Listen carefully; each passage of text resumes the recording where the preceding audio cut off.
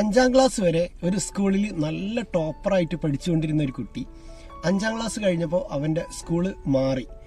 അങ്ങനെ മാറിയപ്പോൾ അവൻ്റെ എല്ലാ സാഹചര്യങ്ങളും മാറി. വീട്ടിൽ നിന്ന് സ്കൂളിലേക്ക് പോകാനുള്ള ദൂരം, അവൻ്റെ ഫ്രണ്ട്സ്, അവൻ്റെ കംഫർട്ട് സോണൊക്കെ നഷ്ടപ്പെട്ടു.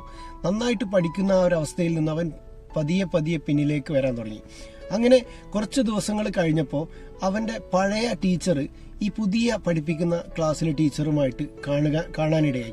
അപ്പോൾ ഈ പഴയ ടീച്ചർ പറഞ്ഞു, ഞങ്ങൾ സ്കൂളിൽ നിന്നൊരു കുട്ടി നിങ്ങളെ സ്കൂളിലേക്ക് വന്നിരുന്നല്ലോ എന്ന് ചോദിച്ചു. പുതിയ ടീച്ചർ പറഞ്ഞു, അവൻ ഒരു ആവറേജ് സ്റ്റഡി ആണല്ലോ, അവന് നന്നായിട്ട് പഠിക്കാനൊന്നും കഴിയുന്നില്ല എന്ന് പറഞ്ഞു. നന്നായിട്ട് പഠിക്കുന്ന കുട്ടിയാണ് എന്ന് ഈ പഴയ ടീച്ചർ പുതിയ ടീച്ചറോട് പറഞ്ഞു.